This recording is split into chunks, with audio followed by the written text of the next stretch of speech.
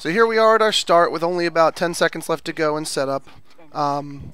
We are an okay team. I mean, there's a couple things that this team does that's a little on the new side, or they don't understand or not really sure what the best way to go about something is. But ultimately, they're not awful, which is why we win the game pretty easily here, as you'll see.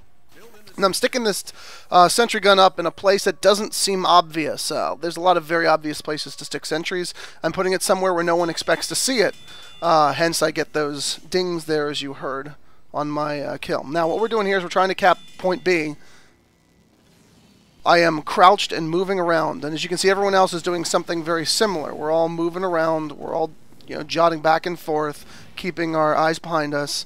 And that's basically what you want to do in this situation. Now, we were lucky. B is capped with like no problem here, and that is not really a great start to showing what to do, because frankly, any decent team would have sent some guys over here by now.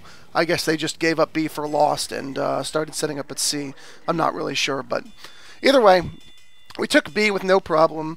I managed to kill a scout there. That was completely unexpected, the surprise sentry there. And because I'm using mini sentries, they're worth, very little, and they're basically designed to go down. So you just pop them down whenever you want, wherever you want. Doesn't matter if they're not in a good strategic place. Since they're very quick to put up, they don't really cost enough to be worth worrying about your, metal finances, so to speak. I am going to hide it behind this wooden thing here. This wooden, I guess, wall that they put up. This shields it from enemies coming in from the C point who can't see it, so anybody that rounds that corner will get surprised by it. But that's an obvious spot for a sentry, which is counter to what I said earlier about putting it in surprise places.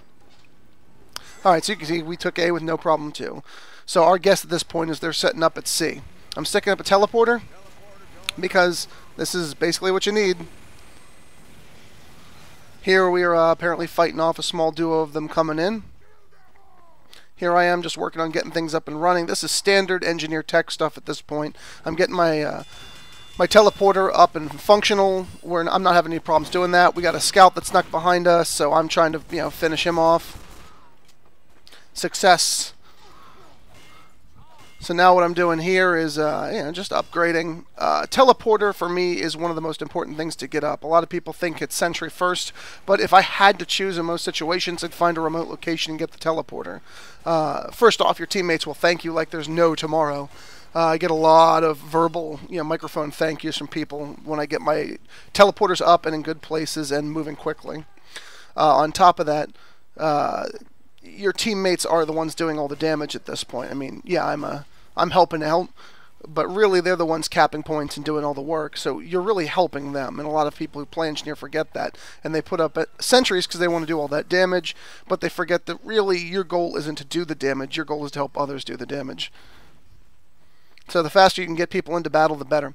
Now here I'm looking behind myself a lot, which you'll notice should be standard practice at almost every turn for any player.